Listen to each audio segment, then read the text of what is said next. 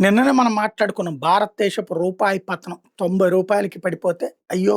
ఏంటి దారుణం అని అనుకున్నాం. అదే సందర్భంలో ఇరాన్ పరిస్థితి అయితే దారుణాతి దారుణంగా తయారైంది. ఆహ్, ఏదైతే అమెరికాతో ఆంక్షల ప్రభావం అనుకుందామా? లేకపోతే ఇజ్రాయెల్, ఇరాన్ వార్ ఇంపాక్ట్ అనుకుందామా? లేదంటే గనక ఇరాన్ ఇంతకాలం ఉగ్రవాదుల్ని పెంచి పోషిస్తూ తగలేసుకున్న డబ్బుల ఇంపాక్ట్ అనుకుందామా?